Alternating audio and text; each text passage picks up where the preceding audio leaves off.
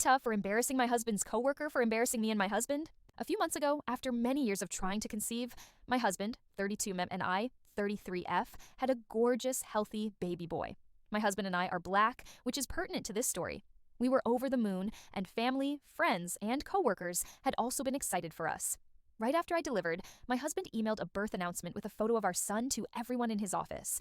Fast forward a couple of weeks, and my husband came home fuming after his first day back at work. One of his coworkers informed him that another guy in the office, a new young employee my husband barely knew, had been telling everyone willing to listen that my husband couldn't be our son's father because that baby is too light to be his and its hair is too long and straight. That's a white man's baby or an Asian's.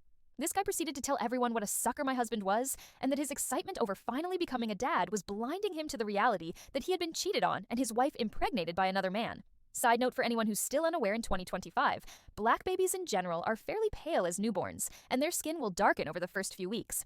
Hair changes to a curlier pattern are usually gradual as well. Our son was no exception and is now my hub's mini-me. My husband said he had immediately confronted and questioned the guy, who completely denied saying anything inappropriate and claimed he only said, as a joke, the baby was too cute to be my husband's. But others in the office confirmed the first coworker's account. Not only that, the guy had tried to parlay his superior perception skills into some weird form of workplace clout. Fortunately, the guy got moved to a different shift that same week, so my husband didn't have to see him again. That is, until a company event this past weekend. Families were invited, and we took our son. And who should come and insert himself into our group as we were chatting with the boss but Brown-Noser McMouth? He interrupted our conversation and introduced himself to the boss, shaking his hand.